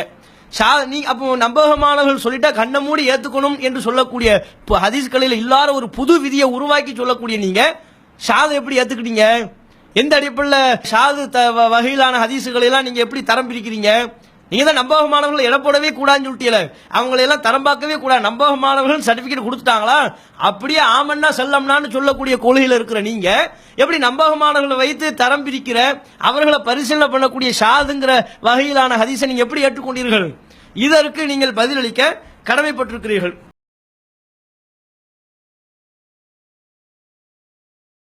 விவாத களத்துல குர்ஆனுக்கு முரணான செய்தியை ஏற்றுக்கொள்ளக்கூடாது என்கிற விதி ஹதீஸ் கலையில இருக்கு. இதை இமாம் சுயூத்தி அவர்களும் குறிப்பிட்டிருக்கிறார்கள் என்று எம்ஐ சுலைமான் அவர்கள் ஒரு வாதத்தை வைக்கிறாங்க. தத்ரீபுர் ராவி, இது ஜலாலுத்தீன் சுயூத்தி இமாம் அவர்கள் எழுதின ஹதீஸ் கலை நூல். இந்த நூலும் கூட தக்ரீபு தைசீர் என்று சொல்லக்கூடிய இமாம் நவவி அவர்கள் எல்லாருக்கும் இந்த ரியாலு சாலிஹின் என்ற நூலை தொகுத்திருக்கிறாரே, அந்த இமாம் நவவி ஷாஃபி மதுஹபினுடைய மிக முக்கியமான ஒரு அறிஞர், அவரும் ஹதீஸ்களை நூல் எழுதியிருக்கிறார். அந்த நூலுக்கு விரிவுரை நூல் தான் தத்ரீபுர் ராவி. இதுவும் ஒரு பிரசித்தி பெற்ற ஒரு ஹதீஸ்களை நூல். அதுல என்ன எழுதப்பட்டிருக்கிறது? அவு யக்கூனு முனாஃபியன் தலாலத்தில் கிதாபில் கத்இய்யா, உறுதியான வேதத்தினுடைய அறிவிப்புகளுக்கு, அது சொல்லக்கூடிய கருத்துக்களுக்கு எதிராக அமைந்திருந்தால் அதுவும் இட்டுக்கட்டப்பட்ட செய்தி. இந்த வாதத்துக்கு மறுப்பளிக்கிறங்கிற பேர்ல அவர் என்ன சொல்ல வர்றாருன்னா, பழைய பல்லவியே திரும்ப பாடுறாரு. இந்த ஒற்றை சிந்தனைன்னு சொல்லுவோம்ல, அவர் சிந்தனையில, அந்த வறண்டு போன சிந்தனையில என்ன பதிவாயிருக்குன்னா, இமாம்கள் இட்டுக்கட்டப்பட்ட ஹதீசுகளுக்கு சொன்ன என்ன அடையாளங்கள், என்ன அளவுகோல்களை சொன்னாலும் ஒரு வரியில பதில் சொல், அது எல்லாமே பலவீனமான செய்திகளுக்கு தான் சொன்னாங்க, பலவீனமான ஹதீசுகளுக்கு தான் சொன்னாங்க, அறிவிப்பாளத்தோட சரியா உள்ள செய்திகளுக்குலாம் அதை சொல்லல என்கிற அந்த பழைய பல்லவியை, ஆதாரம் இல்லாத அதே பல்லவியை திரும்ப பாடுறாரு. எதற்கு? சுயூத்தி இமாம் தொடர்பாக விவாத களத்தில் நாம முன்வைத்த அந்த ஆதாரத்திற்கும் அந்த வாதத்திற்கும் இதுவும் பலவீனமானதுக்கு தான் இமாம் சுயூத்தி சொன்னாரு, அறிவிப்பாளத்துடன் சரியா உள்ள செய்திக்கு சொல்லல என்று மனமுரண்டா ஒரு வாதம் வைக்கிறாரு. இமாம் நபவி ஆகட்டும், இமாம் சுயூத்தி ஆகட்டும், அவங்க இந்த இட்டுக்கட்டப்பட்ட ஹதீஸ் அடையாளம் சொன்னாங்களே, இதை வந்து சையான ஹதீஸுக்கு அவங்க பொருத்தவே இல்லை. அவங்க இதை லைஃபான ஹதீஸ்ல தான் அவங்க பொருத்தி இருக்கிறாங்க. முதல் நீங்க கவனிக்கணும், இந்த வாதத்திற்கு அவர் எந்த ஆதாரத்தையும் குறிப்பிடல. இது ஒரு பக்கம். சரி, இவர் சொன்னதின் பிரகாரம் இமாம் சுயூத்தி அவர்கள் சொன்ன அந்த விதி, அந்த அளவுகோல் பலவீனமான ஹதீஸ்களுக்கு தான் சொன்னாரா, அறிவிப்பாளத்துடன் சரியா உள்ள பலமான அறிவிப்பாளத்துடன் கொண்ட செய்திகளுக்கு சொல்லலையா, அவர் எதற்கு சொன்னார் என்பதை வேறு வேறு விளக்கங்களுக்கு தேடி போக வேண்டியதில்லை, வேற நூல்களுக்கும் நம்ம போக வேண்டியதில்லை. அவர் வார்த்தையில் இருந்து நம்ம தெளிவான முறையில் சொல்லி விளங்கிக் கொள்ளலாம். சுயூத்தி இமாம் அவர்கள் சொன்ன அளவுகோல் எந்த ஹதீஸ்களுக்கு சொன்னாரு, பலமான அறிவிப்பாளர் தொடர் கொண்ட செய்திகளுக்கு சொன்னாரா, இல்ல பலவீனமான செய்தி அப்பாஸ் அலி உளறுவதை போல பலவீனமான செய்திகளுக்கு தான் சொன்னாரா என்பதை வேறு வார்த்தைகளுக்கே நீங்க போக வேண்டியதில்லை. இமாம் சுயூத்தி அவர்களுடைய வார்த்தையை கொண்டே தெளிவான முறையில் விளங்கிக் கொள்ளலாம். நீங்க அந்த வாசகத்தை படிப்பதற்கு முன்பாக சுயூத்தி இமாம் என்ன சொல்றாருங்கிறத நீங்க விளங்கிக்கங்க. இமாம் சுயூத்தி அவர்கள் என்ன சொல்ல வர்றாங்கன்னா, இட்டுக்கட்டப்பட்ட ஹதீஸ பல விதங்கள்ல அதனுடைய அடையாளங்களை, ஒரு செய்தி இது நபிகள் நாயகத்தின் பேரால் இட்டுக்கட்டப்பட்டிருக்கு என்பது அறிந்து கொள்வதற்கு பல அடையாளங்கள் இருக்கு. அதுல ஒரு அடையாளம் அறிவுக்கு மாத்தமா இருக்கிறது. அறிவு ஒரு முடிவை சொல்லுது, ஒரு செய்தியை சொல்லுது. நபிகள் நாயகத்தின் பேரால் சொல்லப்படுகிற அந்த செய்தி அது அறிவுக்கு மாத்தமா இருக்கு. அறிவு ஒன்ன சொல்லுது, நபி பேரில் சொல்லப்படுகிற செய்தி அறிவுக்கு மாத்தமான இன்னொன்றை சொல்கிறது. அப்படின்னு சொன்னா இந்த ரெண்டையும் இணைச்சி விளக்கம் கொடுக்க முடியுமான்னு பாருங்க. அறிவு தருகிற அந்த கருத்தையும் நபி பெயரால் சொல்லப்பட்டிருக்கிற அந்த செய்தி அறிவுக்கு மாத்தமா வருதுல, இந்த ரெண்டையுமே இணைச்சி விளக்கம் கொடுக்க முடியுமான்னு பார்க்கணும். இணைத்து விளக்கம் கொடுக்க முடியும் என்றால் அந்த விளக்கத்தை கொடுத்து ஏற்றுக்கொள்ள வேண்டியது. அவ்வாறு ஒரு மாற்று விளக்கம் கொடுத்து அறிவு சொல்வதற்கு பொருள் இது, நபிகள் நாயகம் ஸல்லல்லாஹு அலைஹி வஸல்லம் அவங்க பேர்ல சொன்னதுக்குரிய விளக்கம் இது, ரெண்டும் முரண்படல, ரெண்டும் மோதல என்று ஒரு மாற்று விளக்கத்தை கொடுத்து சரிகட்ட முடியுமான்னு பார்க்கணும். சரிகட்ட முடியும் என்றால் அந்த விளக்கத்தை சொல்லி ஏற்றுக்கொள்ள வேண்டியது. சரிகட்ட முடியவில்லை என்றால் எந்த விளக்கம் கொடுத்து பார்த்தாலும் அறிவு சொன்னதுக்கு மாத்தமா தான் நபி சொன்னதா வருது அப்படின்னு சொன்னா அந்த சந்தர்ப்பத்தில் நபி பெயரால் வருகிற அந்த செய்தியை இட்டுக்கட்டப்பட்டதுன்னு முடிவு பண்ணிக்கணும் அப்படின்னு இமாம் சுயூத்தி அவர்கள் சொல்றாங்க. இது ஒண்ணு. இதே அளவுகோலத்தான் ஐம்புலன்களினுடைய உணர்வுக்கு மாத்தமாக வரும்போதும் இதே அளவுகோலத்தான் சொல்றாரு. ஐம்புலன்கள் ஒரு ரிசல்ட்டை சொல்லுது, நபிகள் நாயகத்தின் பெயரால் வரக்கூடிய செய்தி நம்ம ஐம்புலன்கள் எந்த ரிசல்ட்டை தருது அதுக்கு மாத்தமான ரிசல்ட்டை சொல்லுது. இப்ப என்ன பண்ண அப்படின்னா இமாம் சுயூத்தி சொல்றாரு, இப்ப ஏதாவது ஒரு மாற்று விளக்கம் கொடுக்க முடியுமான்னு பாருங்க. ஐம்புலன்கள் சொல்லக்கூடிய ரிசல்ட்டினுடைய கருத்து இது, நபி பெயரால் சொல்லப்பட்ட செய்தியினுடைய பொருள் இது, அதுக்கு இன்ன விளக்கம், இப்படி ஏதாவது ஒரு விளக்கத்தை கொடுத்து சரிகட்ட முடியுமா என்று பார்க்க வேண்டும். சரிகட்ட முடியவில்லை என்ற எந்த விளக்கம் கொடுத்து பார்த்தாலும் சரிகட்ட முடியல, அது அரபில தஅவீல் என்று சொல்வார்கள். எந்த மாற்று விளக்கத்தை கொடுத்தும் சரிகட்ட முடியவில்லை என்றால் ஐம்புலன்களுக்கு மாத்தமா நபி பேர்ல சொல்லப்படுகிற அந்த செய்தியை இட்டுக்கட்டப்பட்டதுன்னு முடிவு பண்ணிக்கணும். இதையும் சொல்றாரு. அதே மாதிரி தான் நம்ம கண்கூடாக பார்க்கிற யதார்த்தமா ஒரு காட்சியை பார்க்கிறோம், ஆனா நபி பேரில் சொல்லப்படக்கூடிய செய்தி அந்த யதார்த்தம் நம்ம பார்க்கிற காட்சிக்கே மாத்தமா இருக்கு. நபி பேர்ல வருது, நபி பேரில் சொல்லப்படக்கூடிய செய்தி எப்படிப்பட்ட தரத்தில் இருக்குன்னு சொன்னா என்ன கருத்துல இருக்குன்னா யதார்த்தமா முஷாஹதா இருக்குல்ல, நம்ம யதார்த்தமா ஒண்ணு பார்க்கிறோம் அதுக்கு மாத்தமா இருக்கு. இப்பவும் தஅவீல் என்கிற மாற்று விளக்கம் கொடுக்க முடியுமான்னு பாருங்க, ஏதாவது விளக்கம் கொடுத்து சரிகட்ட முடியுமான்னு பாருங்க. விளக்கம் கொடுத்து சரிகட்ட முடிஞ்சா ஏத்துக்குவோம், விளக்கம் கொடுத்து சரிகட்ட முடியலையா நம்ம யதார்த்தமான காட்சி எதை சொல்லுகிறதோ அதை ஏற்றுக்கொள்ள வேண்டியது, அதுக்கு மாத்தமா நபி பேரில் வரக்கூடிய செய்தி இட்டுக்கட்டப்பட்டதுன்னு முடிவு பண்ணிக்கணும். இப்படி பல விஷயங்களை குறிப்பிடுறாங்க. இதுக்கு இதே மாதிரி குர்ஆனுக்கு முரணா இருந்தா, முத்தவாத்திர் என்கிற சங்கிலி தொடருக்கு முரணா இருந்தா, ஏகோபித்த உறுதியான ஏகோபித்த முடிவுக்கு மாத்தமா இருந்தா நபி பேரில் வரக்கூடிய செய்தி குர்ஆனுக்கு மாத்தமா இருக்கு, சங்கிலி தொடரான நபிமொழிக்கு மாத்தமா இருக்கு, அதே போல ஏகோபித்த முடிவுக்கு மாத்தமா இருக்கு. இது மாதிரியான சந்தர்ப்பங்கள் எல்லாம் ஜமு என்று சொல்லப்படுகிற ஏதாவது இணைச்சி விளக்கம் கொடுக்க முடியுமான்னு பார்க்கணும். இணைச்சி விளக்கம் கொடுக்க முடிந்தால் இரண்டையுமே ஏற்றுக்கொள்ள வேண்டியது. இணைச்சி விளக்கம் கொடுக்க முடியலனா குர்ஆனை எடு, குர்ஆனுக்கு மாத்தமா நபி பேரில் வரக்கூடிய செய்தி இட்டுக்கட்டப்படுதுன்னு முடிவு பண்ணிக்கங்க. சுன்னத்துல் முத்தவாத்திராவை எடுத்துக்கொள்ள வேண்டியது. சுன்னத்துல் முத்தவாத்திரா என்றால் சங்கிலி தொடராக பல நபர்களால் அறிவிக்கப்பட்டிருக்கிற நபிமொழி எடுத்துக்கொள்ள வேண்டியது. அதுக்கு மாத்தமா நபி பேரால் சொல்லப்பட்டிருக்கிற செய்தி இட்டுக்கட்டப்படுதுன்னு முடிவு பண்ணணும். இதை சொல்றாங்க. இதுதான் கருத்து, மைய கருத்து. சுயூத்தி அவர்கள் சொல்லக்கூடியதனுடைய மைய கருத்து இது. இதை நான் உங்களுக்கு படிச்சு வாசித்து காட்டி விளக்குறேன். அதிலிருந்து நீங்கள் கவனித்தீர்கள் என்றால் தெளிவா புரியும். சுயூத்தி இமாம் அவர்கள் பயன்படுத்திய வார்த்தையை நீங்க நல்லா கவனிச்சாலே இமாம் சுயூத்தி அவர்கள் இட்டுக்கட்டப்பட்ட செய்தி என்று முடிவு செய்வதற்கு என்ன அளவுகோலை சொன்னாரோ அது எதற்காக சொல்லப்பட்ட அளவுகோல், அது பலமான அறிவிப்பாளர் தொடருக்கு சொல்லப்பட்ட அளவுகோலா, அப்பாஸ்லி அவர்கள் உணர்வதை போல பலவீனமான ஹதீஸ்களுக்கு சொல்லப்பட்ட அளவுகோலா என்பதை ஹதீஸ்களை எல்லாம் நீங்க இந்த அவருடைய வார்த்தையை படிச்சு பார்த்தாலே உங்களுக்கு விளங்கும். என்ன சொல்றாரு? அன்னமின் ஜும்லத்தி தலாயிலில் வகை ஐயக்கூன முகாலிஃபன் லில் அக்லியின். இட்டுக்கட்டப்பட்ட ஹதீஸை உணர்த்தக்கூடிய அடையாளங்கள்ல மொத்த அடையாளங்கள்ல ஒரு அடையாளம் என்னவென்றால் ஐயக்கூன முகாலிஃபன் லில் அக்லியின், அது அறிவுக்கு மாத்தமா இருக்கும். அறிவுக்கு மாத்தமா இருந்தா விலகிக் கொள்ள வேண்டியது அது இட்டுக்கட்டப்பட்ட செய்தி அப்படின்னு சொல்றாரு. சொல்லிட்டு குறிப்பிடுகிறார் எப்படி அது அறிவுக்கு மாத்தமா இருக்குங்கிறது மட்டுமல்ல, பிஹைசுலா யக்பலு தஅவீல, மாத்து விளக்கமும் கொடுக்க முடியாது. ஏதாவது ஒரு விளக்கம் கொடுத்து அதை சரிகட்ட முடியுமான்னு பார்த்தா மாத்து விளக்கம் கொடுத்து சரிகட்டவே முடியாது. மாற்று விளக்கம் கொடுத்து சரிகட்ட முடியாத விதத்தில் அறிவுக்கு மாத்தமா இருந்தால் அது இற்று கட்டப்பட்டது. இதுதான் இமாம் சுயூத்தி அவர்கள் சொல்லுகிற முதல் வாசகம். இதை நீங்க கவனிச்சு பாருங்க. தஅவீல் என்று சொல்லப்படுகிற மாத்து விளக்கம்ங்கிற பேச்சு எதுல வரும்? ஹதீஸ்களை அறிவுள்ளவர்களுக்கு விளங்கும், சாதாரண ஹதீஸ்களை பற்றியான அடிப்படை அறிவுள்ளவர்களுக்கு விளங்கும்.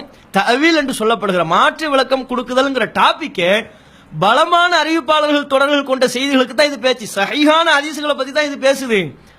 பலவீனமான ஹதீஸை எடுத்துக்கொண்டு மாற்று விளக்கம் கொடுக்கலாமா, இதுக்கு என்ன விளக்கம் கொடுப்பதுன்னு உட்கார்ந்து அறிஞர்கள் ஆலோசனை பண்ணுவாங்களா? நீங்க குறிப்பிட்டீங்களா ஹுஃபாது நுக்காது, பெரிய பெரிய ஆய்வாளர்கள், பெரிய பெரிய அறிஞர்கள், ஹாஃபிதுகள், அது மாதிரி ஆட்கள்லாம் ஒரு நபி பேரில் சொல்லப்படுகிற ஒரு செய்தி அறிவு ஒன்று சொல்லுது, அதுக்கு மாத்தமா ஒரு பலவீனமான ஹதீஸ் வருதுன்னு சொன்னா அறிவு இதை தீர்ப்பளிக்கிறது. இந்த பலவீனமான ஹதீஸுக்கு என்ன விளக்கம் கொடுக்கலாம்னு உட்கார்ந்து ஆய்வு பண்ணுவாங்களா, மஷூரா பண்ணுவாங்களா? அறிவுக்கு மாத்தமா பலவீனமான செய்தி இருந்தால் அது பலவீனம் என்பதை நிராகரிக்க போதுமானது. அதான் பலவீனமா இருக்க இந்த அறிவிப்பாளர் பிரச்சனை, இந்த அறிவிப்பாளருக்கு சிமா இல்லை, இவர் செவியேற்கவில்லை, இவர் இட்டடிப்பு செய்கிறார், இது ஒன்னே அதை நிராகரிக்க போதுமானதாச்சே. மாத்து விளக்கம்ங்கிற பேச்சே அதுல இல்லையே. அப்போ மாத்து விளக்கம் கொடுத்து சரிகட்ட முடியுமான்னு பாருங்கன்னு பலவீனமான ஹதீஸ்களுக்கு சொல்லுவாங்களா, இட்டுக்கட்டப்பட்ட ஹதீஸ்களுக்கு சொல்லுவாங்க. அப்ப இவங்க எந்த கொலையில் இருக்கிறாருன்னு பாருங்க. அறிவு சொல்வதற்கு மாத்தமா சுயத்தி சொன்னாலும் என்ன, அறிவு சொல்வதற்கு மாத்தமா பலவீனமான ஹதீஸ் இருந்தா அதை இட்டுக்கட்டப்பட்டதுன்னு முடிவு பண்ணணுமா? அதுக்காக சொன்னாரு. அப்ப சுயூத்தி இமாம் உங்களை போன்ற ஹதீஸ் கலையில அறவே நாலேஜ் இல்லாத ஆளா நீங்க சித்தரிக்கிறீங்க.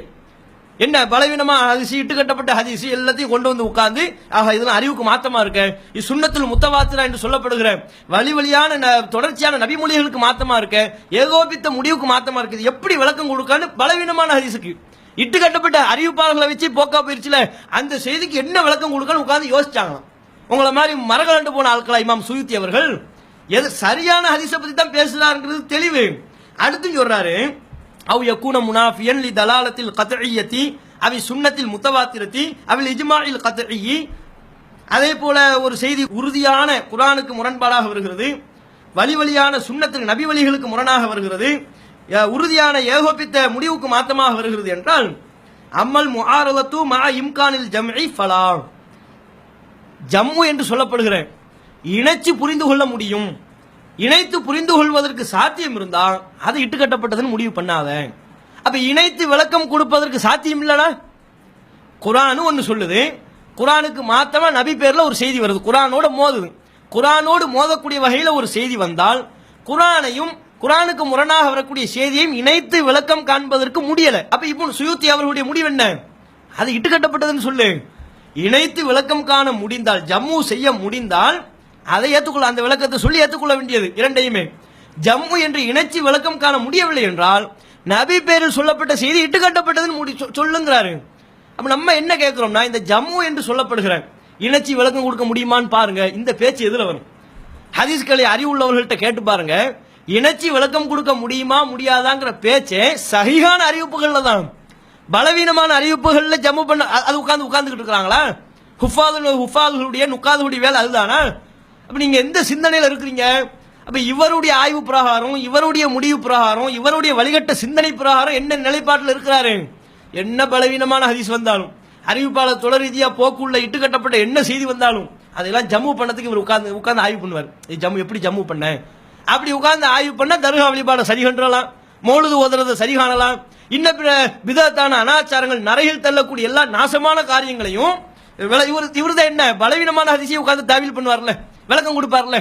இட்டு கட்டப்பட்ட ஹதீசுகளை எல்லாம் உட்கார்ந்து கொண்டு இதற்கு என்ன விளக்கம் சொல்லலாம் அப்படின்னு யோசிக்கிற ஆள், ஆய்வு பண்ணக்கூடிய ஆள். என்ன ஹதீஸ்களில் உங்களுக்கு என்ன நாலேஜ் இருக்கு? இமாம் சுயூத்தி அவர்களின் புறத்திலிருந்து வெளிப்பட்ட அவர்களின் வார்த்தையாகவே தெல்ல தெளிவாக விளங்க முடிகிறது. தவீல் என்பதும் மாற்றி விளக்கம் கொடுத்து பாருங்க, சரிகட்ட பாருங்க என்று பேசக்கூடிய அந்த பேச்சு, ஏதாவது இணைச்சி விளக்கம் கொடுக்க முடியுமான்னு பாருங்க. இணைச்சி விளக்கம் கொடுக்க முடியும்னா ஏத்துக்குங்க, இணைச்சி விளக்கம் கொடுக்க முடியாதுன்னா அதை மறுத்துருங்க, அது இட்டுக்கட்டப்பட்ட செய்தின்னு சொல்லுங்க என்கிற இந்த பேச்சு, இது எல்லாமே அறிவிப்பாளர் தொடர் அடிப்படையில் சரியான செய்திகளுக்கு தான் இப்படி பேசுவாங்க. இது எல்கேஜி பாடம். இந்த பாடம் உங்களுக்கு விளங்கல, இந்த வார்த்தையை நீங்க வந்து திருச்சி சொல்றீங்க, இமாம்கள் சொல்லாத அவங்க மேல இட்டுக்கட்டி சொல்றீங்கன்னா நீங்க என்ன அல்லாஹ்வுடைய அச்சத்தை பத்தி எப்படி நீங்க பேச இயலும்? ஹதீஸ் கலையில நான் தான் அப்படி ஹதீஸ் கலையை கரைச்சு குடிச்சு ஏப்ப விட்டுட்டேன்னு பேசுறதுல என்ன நியாயம் இருக்கு? இதை நீங்கள் விளங்கிக் கொள்ள கடமைப்பட்டிருக்கிறீர்கள். அதாவது இமாம்களுடைய வார்த்தையிலிருந்து ஒரு சட்டத்தை சொல்வதாக இருந்தால் இமாம்கள் எந்த அர்த்தத்தில் சொல்லி இருக்கிறாங்கன்னு பார்க்கணும். இமாம்கள் எந்த அர்த்தத்தில் சொல்லி இருக்கிறாங்கன்னு பார்க்காம தன்னுடைய மனசாட்சியை புகுத்தி, தன்னுடைய மனஎச்சியை புகுத்தி சொல்லக்கூடிய போக்கு தான் அப்பாஸ் அலி அவரிடத்துல மிகைத்திருக்கிறது என்பதை பல விஷயங்கள்ல நம்ம பார்த்திருக்கிறோம். இது என்ன மனசாட்சி? இது இந்தியாவில் நீதிமன்றங்கள்லாம் தீர்ப்பளிச்சிருக்குல்ல, அப்சல் குரு விவகாரத்துல சட்டத்தின்படி தீர்ப்பளிக்கிறதா இருந்தா சட்டத்தின்படி தீர்ப்பளிக்கணும். சட்டத்தின்படி தீர்ப்பளிக்காம மக்களினுடைய கூட்டு மனசாட்சி இதைத்தான் சொல்கிறது, அதனால் அவருக்கு தூக்கு தண்டனை என்று தீர்ப்பளித்ததை போல அப்பாஸ் அலி என்ன பண்றாரு? அவங்க மனசாட்சியின்படி இமாம்களுடைய வார்த்தையை அணுகுறாங்க. அவங்க மனசாட்சிங்கிறது எது? அவர் ஒற்றை ஆளினுடைய மனசாட்சி அல்ல, அங்குள்ள சவுதியில் இருக்கிற மக்களினுடைய மனசாட்சி, ஜாலியாத்தில் உள்ளவங்களுடைய மனசாட்சி, அவர்களுக்கு சம்பளம் கொடுக்கக்கூடிய மக்களினுடைய மனசாட்சி, அந்த கூட்டு மனசாட்சியின் அடிப்படையில் ஒவ்வொரு விஷயத்தையும் அணுகிறதுனால தான் இப்படிப்பட்ட சிந்தனை கோளாறுகள் இவரிடத்துல வெளிப்படுகிறது. அதை நம்ம அவருக்கு சொன்ன மார்க்க தீர்ப்பு விவகாரங்களை எல்லாம் பார்த்திருக்கிறோம். அவங்க இடத்துல சவுதியில் இருக்கும்போது ஒரு பிரச்சாரத்தின் போது கேள்வி கேட்கப்படுகிறது, 2 பாங்கு சொல்வது நபி வழியா சுன்னத்தா அது பிதாத்தான் கேட்கப்பட்டா முதல் ஆவேசமா சொல்லிடுறது, இதெல்லாம் நபி வழிக்கு மாத்தா ஊவா அப்படின்ட்டு ஆவேசமாக நம்ம தௌஹீத் ஜமாத்தில் இருக்கிறோம் என்பதை போன்று நினைத்து கொண்டு பேசிவிட்டு கடைசியில் ஆகா நம்ம இருக்கிற இடம் சவுதியில ஜாலியாத்துல அப்படிங்கிறது நினைவுக்கு வந்த உடனே அதுவெல்லாம் சின்ன தவறு, அதை விட பெரிய தவறு, குர்ஆனுக்கு முரண் என்று சொல்லி ஹதீஸ் அதை பத்தி எவன் கேள்வி கேட்டான்? உஸ்மான் அவங்க 2 பாங்க சொன்னாங்கன்னு சொல்லி இப்போ வரைக்கும் சொல்லிட்டு இருக்காங்க. உஸ்மான் அவங்க வந்து அவங்க மக்கள் அந்த காலத்துல மக்கள் கூடும்போது மக்களுக்கு அறிவிக்கிறதுக்காக ஒரு அறிவிப்பு செஞ்சாங்க. அப்ப நீங்க எங்க செய்யணும் அறிவிப்பு? மக்கள் குடும்ப இடத்துல போய் உட்கார்ந்து அறிவிப்பு செய்யணும். அந்த ஹதீஸை ஃபாலோ பண்றதா இருந்தா, உஸ்மான் அவங்களுடைய செயலை அமல்படுத்துறதா இருந்தா நீங்க என்ன செய்யணும்? மக்கள் கூடும்போது அந்த இடத்துல போய் அறிவிப்பு செய்யணும். நீங்க எங்க பாங்க சொல்றீங்க? மக்கள் குடும்ப இடமும் இல்ல பள்ளிவாசல் உட்காந்துட்டு பாங்க சொல்றாங்க. அப்ப அதுக்கு இதுக்கும் சம்பந்தமே வித்தியாசமே வேற. இதுதான் அதனால ஒரு பாங்கு தான் நபியுடைய காலத்துல இருந்துச்சு, அதுதான் சொன்னா அதைத்தான் நம்ம செய்யணும். இங்க பள்ளியில 2 பாங்கு சொல்றாங்களோ, ஒரு பாங்கு அதுவும் இது பிதாத்துன்னு வைங்க. இந்த பிதாத்தை விட 100 மடங்கு பெரிய பிதாத் இருக்கு. இது பிதாத்துன்னு வைங்க, செய்யக்கூடாதுதான், தப்புதான், சவுதி உலமாக்கள் செஞ்சாலும் தப்பு தான். ஆனா இதை விட பெரிய பிதாத் 90 மடங்கு 99 மடங்கு பெரிய பிதாத் தமிழ்நாட்டில் நடந்துட்டு இருக்கு. என்ன பிதாத்து? ஹதீஸ் எல்லாம் மறுத்து ஹதீஸ நம்புற மக்களை எல்லாம் முஷ்ரிக்னு சொல்றது, இதுதான் பெரிய பிதாத். 2 பாங்க பத்தி கேள்வி கேட்கப்படும் போது அதற்குரிய தீர்ப்பை சொல்லாமல் அதுவெல்லாம் சின்ன தவறு தான், ஆவேசமா பேசியாச்சு, ஃபத்வா கொடுத்தாச்சு. ஃபத்வா கொடுத்து முடிச்சதுக்கு பின்னால இருக்கிற இடம் ஆக நம்ம சவுதியில இருக்கிறோம், ஜாலியாத்துல இருக்கிறோம், ஒரு குறிப்பிட்ட சம்பளம் வாங்கிட்டு இருக்கிறோம் என்பதை உணர்ந்ததற்கு பிறகு இப்ப அந்த மனசாட்சி கூட்டு மக்களினுடைய இருக்கிற மக்கள் அங்குள்ள மக்களினுடைய மன உணர்வு அதுக்கேற்ற மாதிரி மார்க்கம் சொல்ல வேண்டும் என்கிற நிலைக்கு தள்ளப்பட்டதற்கு பிறகு அதெல்லாம் சின்ன தப்பு தான். குர்ஆனுக்கு முரண் ஹதீஸை மறுக்கிறது தான் இருக்கிற தப்புலேயே பெரிய தப்பு. அதை யாராவது கேட்டாங்களா? எதை பத்தி கேள்வி கேட்கப்படுகிறது அதுக்கு பதில் சொல்ல அவர்களுக்கு தெம்பில்லை. இதுதான் இவர்களுடைய போக்கு. இந்த சிந்தனையின் கோளாறின் காரணத்தினால்தான் இமாம்கள் சொல்லாத பல கருத்துக்களை இமாம்களினுடைய பேரில் சொல்லக்கூடிய ஒரு அவலத்தை நாம பார்த்து கொண்டிருக்கிறோம். அன்புக்குரிய சகோதரர்களே, விவாத களத்தில் குர்ஆனுக்கு முரணாக வரக்கூடிய செய்தியை ஏற்றுக்கொள்ளக்கூடாது, இந்த விதியை பல அறிஞர்கள் சொல்லியிருக்கிறாங்க என்பதற்குரிய ஆதாரங்களில் ஒன்றாக இமாம் இப்னுல் ஜவுசி அவர்கள் சொன்ன ஒரு கருத்தையும் எம்ஐ சுலைமான் அவர்கள் மேற்கோள் காட்டியிருந்தாங்க. இப்னுல் ஜவுசி அவர்கள் ஹிஜ்ரி 508 பிறந்தவர்கள். மௌலுஆத் இட்டுக்கட்டப்பட்ட செய்திகள் என்பதை அடையாளம் காட்டியவர்களில் முதன்மையானவர்கள்.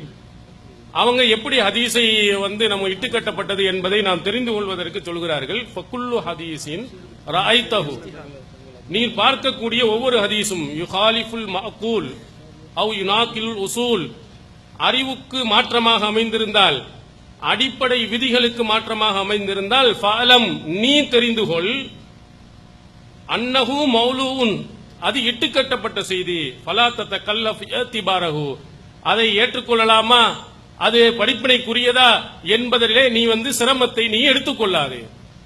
யார் சொல்கிறார்? இப்னுல் ஜவுசி சொல்லுகிறார். ஒரு விதியை சொல்லுகிறார், அறிவுக்கு மாற்றமாக அமைந்திருந்தால், இஸ்லாத்தினுடைய அடிப்படை விதிகளுக்கு மாற்றமாக அமைந்திருந்தால் விளங்கி அது இட்டுக்கட்டப்பட்டது. யார்? நம்மளை பார்த்தா சொல்றார். நீ பார்க்கக்கூடிய ஒவ்வொரு ஹதீஸும் இது போன்று அமைந்திருந்தால் அதுல என்ன செய்யாத, சந்தேகப்படாதே, அது இட்டுக்கட்டப்பட்டது, இது லைஃபா சையா என்பதையெல்லாம் நீ ஆய்வு செய்யாத என்று யார் சொல்லுகிறார்? இப்னுல் ஜவுசி சொல்லுகிறார். நம்ம ஹதீஸை பார்க்க ஒவ்வொருவரும் குல்லு ஹதீஸின் ரஅய்தஹு, நீ பார்க்கக்கூடிய ஒவ்வொரு ஹதீஸும் எந்த ஹதீஸனாலும் பாரு, இந்த விதி பொருந்து விடுமானால் நீ விளங்கி இது இட்டுக்கட்டப்பட்டது, இப்படி முடிவெடுன்னு தான் அவர் சொல்றார். இது யார்? நாம் சொன்னது இல்லை, ஹதீஸ்களை அறிஞர்கள் சொன்னது. இந்த ஹதீஸ் நாங்க எந்த ஹதீஸை எல்லாம் இட்டுக்கட்டப்பட்டதுன்னு சொன்னோமோ அதை மட்டும்தான் நீங்கள் இட்டுக்கட்டப்பட்டதுன்னு சொல்லணும், அதை மட்டும்தான் மறுக்கணும்னு சொல்லல. இந்த விதி எங்கு பொருந்தி இருந்தாலும் அதையும் இட்டுக்கட்டப்பட்டதுன்னு தான் நீங்கள் முடிவெடுக்க வேண்டும் என்பதைத்தான் அவர் என்ன செஞ்சிருக்கிறார், சொல்லியிருக்கிறார். இப்னுல் ஜவுசி அவர்கள் சொன்ன இந்த கருத்தையும் அப்பாஸ் அலி அவர்கள் தன்னுடைய சுய சிந்தனையை புகுத்தி மறுக்க முற்படுறாரு. என்ன சொல்றாரு? அது அவர்கிட்ட ஒரு ஒற்றை சிந்தனை பதிவாயிருக்குன்னு சொல்லிட்டோம்ல. எந்த அறிஞர்கள் எந்த கருத்தை சொல்லி நம்ம மேற்கோள் காட்டினாலும் இது இந்தந்த அளவுகோலை வைத்து இட்டுக்கட்டப்பட்ட ஹதீஸை அறிந்து கொள்ளலாம், இது நபிகள் நாயகத்தின் பெயரால் இட்டுக்கட்டப்பட்டது என்று அறிந்து கொள்வதற்குரிய அடையாளங்கள் இது ஒன்று என்று எத்தனை அடையாளங்களை அறிஞர்கள் சொன்ன அடையாளங்களை எடுத்து போட்டாலும் அவர்கிட்ட உள்ள குறைமதியின் காரணத்தினால பதிவான அந்த ஒற்றை சிந்தனை இது பலவீனமான ஹதீஸ்களுக்கு தான், அறிவிப்பாளத்துடன் சரியா உள்ள செய்திகளுக்கு இதை பேசல என்கிற அந்த ஒற்றை சிந்தனை இதுலயும் வெளிப்படுத்துறார். இமாம் இப்னுல் ஜவுசி அவர்கள் சொன்னது அது அறிவிப்பாளத்துடன் சரியா உள்ள செய்திக்கெல்லாம் இல்ல அப்படின்னு இந்த தலைப்பு சம்பந்தம் இல்லாமல் இப்னுல் ஜவுசி அவர்கள் சொன்ன வேறொரு விஷயத்தை ஆதாரம் காட்டி நம்முடைய கருத்தை திசை திருப்ப முயல்கிறார். நம்முடைய கருத்தை என்று சொல்வதை விட இப்னுல் ஜவுசி எந்த கருத்திற்காக அவர் அந்த வாசகத்தை பயன்படுத்தி இருந்தாரோ இப்னுல் ஜவுசியுடைய நோக்கத்தையே சிதைக்கக்கூடிய வகையில் தன்னுடைய கருத்தை இவர் பதிவு பண்றாரு. இவர் நாம குறிப்பிட்ட கருத்தை மறுக்கிற வகையில் எதை அவர் ஆதாரம் காட்டுறாருன்னா, இப்னுல் ஜவுசி அவர்கள் வேறொரு இடங்கள்ல சொல்றாரு, புகாரி முஸ்லிம் போன்ற பிரபல்யமான ஹதீஸ் நூல்கள்ல இல்லாத ஒரு செய்தியை நீ பார்த்தால் அதை பற்றி முடிவு செய்வதா இருந்தால் புகாரில் அதே கருத்துல சஹியான ஒரு அறிவிப்பாளர் தொடர் கொண்ட செய்தி இருக்கான்னு பாருங்க, ஹசன் தரத்தில் அமைந்த செய்தி இருக்கான்னு பாருங்க, அறிவிப்பாளர் தொடர் எல்லாம் பாருங்கிறார். இந்த வாசகத்தை அவரே படிச்சு காட்டிட்டார்.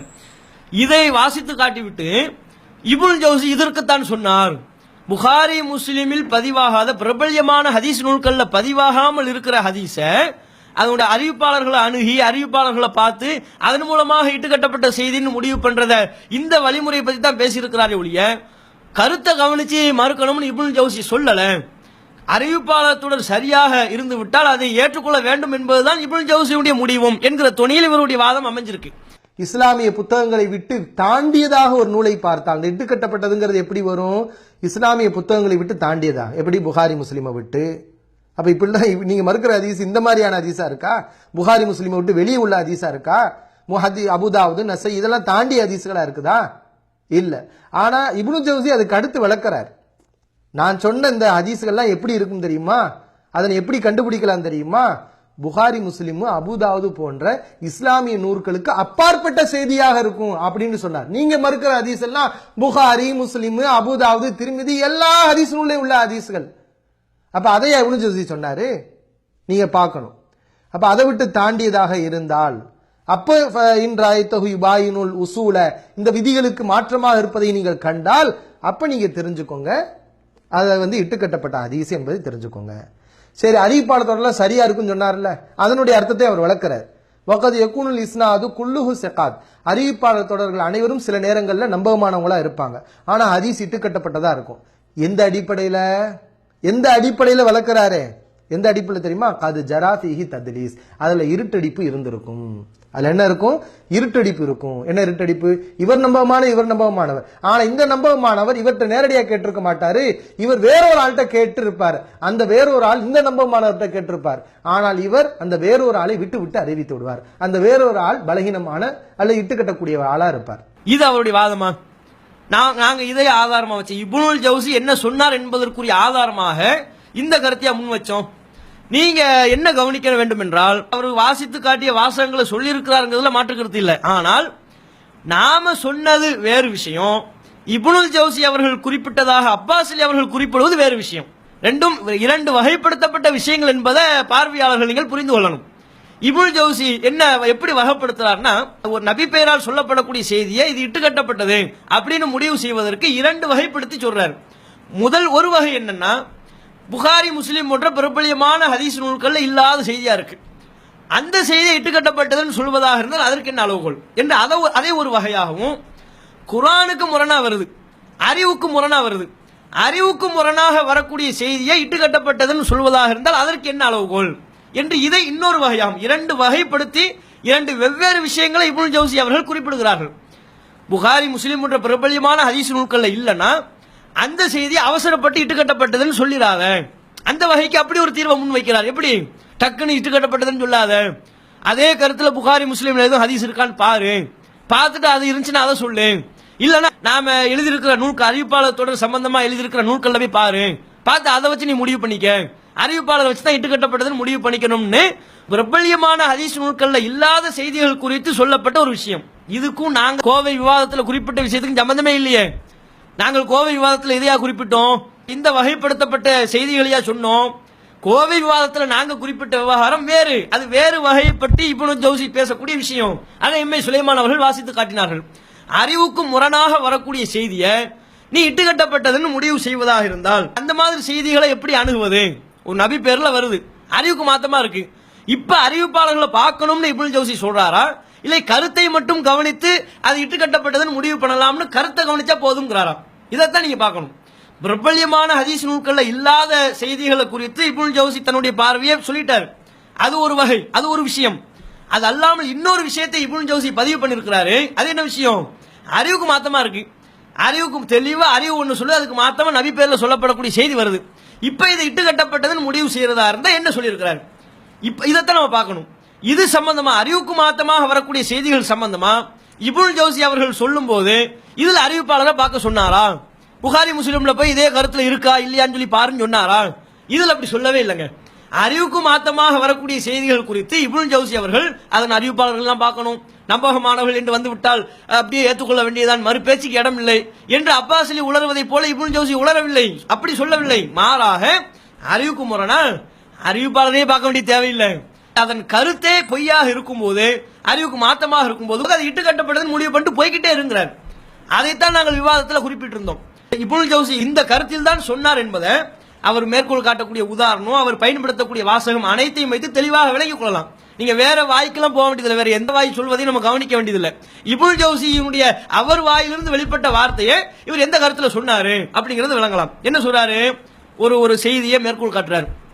அல்லாஹ் முதலாவதா குதிரையை படைச்சான், அதை ஓட விட்டான், அதன் வேர்வையிலிருந்து தன்னை படைத்தான் என்று ஒரு செய்தியை குறிப்பிட்டு விட்டு இது இட்டுக்கட்டப்பட்ட செய்தி, இதுல யார் இட்டுக்கட்டினா என்று அறிவிப்பாளர் தொடர்பாக எல்லாம் பேசுறாரு. இவர் தான் இட்டுக்கட்டினாரு, இவர் தான் இட்டுக்கட்டக்கூடிய ஆளு, இவரை பத்தி அறிஞர்கள் என்னென்ன விமர்சனம் முன் வச்சிருக்கிறாங்க என்று அறிவிப்பு ரீதியெல்லாம் பேசிடுறாரு. அடுத்து நீங்க கவனிக்கணும், அந்த இட்டுக்கட்டப்பட்ட செய்தியை குறிப்பிட்டு விட்டு அதில் உள்ள இட்டுக்கட்டப்பட்ட நபர் யார் என்பது தொடர்பான அறிஞர்களுடைய கருத்தை மேற்கோள் காட்டிவிட்டு சொல்றாரு, வாலம் விளங்கிக்க, அன்னனா ஹர்ரஜ்னா ருவாத்த ஹாதல் ஹதீசி அலா ஆதத்தில் முஹத்திஸீன், நாம இந்த ஹதீஸினுடைய அறிவிப்பாளர்களை பத்தி எல்லாம் பேசணும்னா ஏன் பேசணும்? அறிஞர்களுடைய வழக்கம் இதுதான். ஏன்?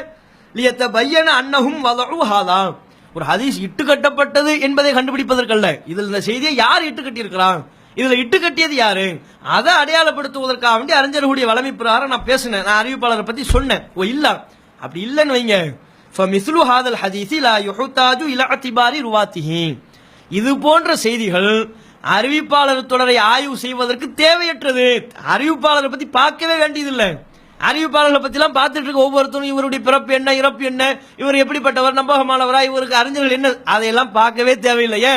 கருத்தை பார்ப்பா. அறிவு ஒரு ரிசல்ட்டை சொல்ல அதுக்கு மாத்தமா இருக்கும்போது அதுக்கு மேல் கொண்டு இவரை பத்தி எந்த அறிஞர்கள் எப்படி பாராட்டினா நமக்கு என்ன? இது போன்ற செய்திகள் அறிவிப்பாளர்களை பற்றி ஆய்வு செய்வதற்கு தேவையற்றது என்று சொல்கிறார். அதுக்கடுத்து இன்னும் சொல்றாரு பாருங்க, இதுல நீங்க என்ன கவனிக்கணும். இப்னுல் ஜவுசி சொன்ன விவாகரத்தை பத்தி அப்பாஸ் அலி உளர்னார்ல, சொன்னார்ல, அது அறிவிப்பாளர்கள் நம்பகமானவர்களாக இருந்து விட்டால் அதை அப்படியே ஏற்றுக்கொள்ள வேண்டும் என்பதுதான் இப்னுல் ஜவுசியுடைய நிலைப்பாடு. கருத்தை கவனித்து நிராகரிப்பது இப்னுல் ஜவுசியுடைய நிலைப்பாடு இல்லங்கிற கோணத்துல பேசினாரு. அதுக்கு மாத்தமா சொல்ற ஒவ்வொரு வரியும் அப்பாஸ் அலி அவர்களுடைய தலையில் ஓங்கி அடிக்கக்கூடிய வகையில் அமையக்கூடிய, அவருக்கு மறுப்பு தெரிவிய மேலேயா இட்டு கட்டின என்று இப்னுல் ஜவுசி கோவப்பட்டு அவருக்கு சொல்ற மாதிரியே இருக்கு. இப்னுல் ஜவுசி சொல்லக்கூடிய ஒவ்வொரு வார்த்தையும் பார்த்தா, நான் சொல்லாத ஏன்டா நீ சொல்லிக்கிட்டு கிடக்குற, நானே இப்படிப்பட்ட கருத்துக்களை, என்னுடைய நிலைப்பாடு இது இல்லையே, என் கொள்கை இது இல்லையே, இந்த தவறான கொள்கையில நான் இல்லையே என்று பொங்கி எழுந்து அப்பாஸ் அலியினுடைய மண்டை கபால நொறுங்குற அளவுக்கு ஓங்கி அடிக்கிற மாதிரி அவருடைய வார்த்தைகள் அப்படி அமைஞ்சிருக்கு. இப்னுல் ஜவுசி சொல்றாரு, அண்ணல் முஸ்தஹீல, ஏனென்றால் அசாத்தியமான ஒரு கருத்து, லவ் சதுர அனி சிகாத்தி, நம்பகமானவர்கள் வழியாக அது நம்பகமானவர்களிடமிருந்து வெளிப்பட்டிருந்தாலும் கூட ருத்த அந்த செய்தியை மறுத்தரணும். அப்பாஸ் அலி இப்னுல் ஜவுசி மேல என்ன பழிய போட்டாரு? அறிவிப்பாளர்கள் நம்பகமானவர்களாக இருந்து விட்டார்களா, அதுல மட்டும்தான் இட்டுக்கட்டப்பட்ட ஹதீஸின் முடிவு பண்றது. அறிவிப்பாளர்கள் நம்பகமானவர்களாக இருந்து விட்டால் அதை அப்படியே ஏற்றுக்கொள்ள வேண்டியது. பலவீனமான ஹதீசுகள்ல மட்டும்தான் இட்டுக்கட்டப்பட்டதுன்னு முடிவு செய்யணும் என்று இப்னுல் ஜவுசி சொல்லாத ஒரு கருத்தை சொன்னதாக அபாண்டமாக பழி போட்டாரு. ஆனால் இப்னுல் ஜவுசி சொல்றாரு, எப்ப கருத்தை பாரு, கருத்து தெள்ள தெளிவாக அறிவுக்கு முரணாக இருக்குமே, ஆனால் அங்க நம்ம அறிவிப்பாளரை பார்க்க வேண்டிய தேவையே இல்லை, தள்ளி விட்டு போய்கிட்டே இரு. ஏன்? ஒரு அசாத்தியமான கருத்து நம்பகமானவர்கள் சொல்லியிருந்தாலும் கூட அந்த செய்தி ருத்த மறுக்கப்படுவது மட்டுமல்ல, நுசீப இலைஹிமுல் ஹதஉ, அவங்க தப்பா சொல்லி இருக்கிறாங்கன்னு முடிவு பண்ணிடணும். தவறு அவர்களோடு இணைக்கப்பட்டு அந்த செய்தி மறுக்கப்பட வேண்டும் அப்படின்னு அவ்வளவு அற்புதமா சொல்றாரு. இந்த இப்னுல் ஜவுசி மேல அநியாயமா அபாண்டமா பழி போட பாத்தீங்களா? எதுக்கு? இப்னுல் ஜவுசியை பத்தி இப்பெல்லாம் சொன்னாதான் உங்களுடைய ஜாலியாத்துல உங்களுடைய தாவா பணி தொடரும்ங்கிற காரணத்தினாலயா? எதுக்கு அவன் அபாண்டமா ஏன் பழி சொல்றீங்க? இல்லாத ஏன் உங்க வழியட்ட கொள்கையில நீங்க இருக்கிறீங்க, உங்க வழியட்ட கொள்கையை உங்க பேர்ல சொல்லிட்டு போங்க. எதுக்கு இப்னுல் ஜவுசி சொல்லாத அவர் மேல திணிக்கிறீங்க? எங்க நான் சொன்ன கருத்தை தான் இப்னுல் ஜவுசி சொன்னாரு, பலவீனமான ஹதீசுகள்ல மட்டும்தான் இட்டுக்கட்டப்பட்ட ஹதீஸை கண்டுபிடிக்கணும்னாரு, அறிவிப்பாளர் நம்பகமானவர்கள் அறிவிப்பாளத்துடன் சரியா உள்ள செய்திக்கு பேசலன்னு இப்னுல் ஜவுசி சொல்லாததை அவர் மேல ஏன் சொல்றீங்க? இவ்வளவு தெளிவா சொல்றாரு. அதுக்கு ஒரு உதாரணத்தையும் குறிப்பிடுறாரு.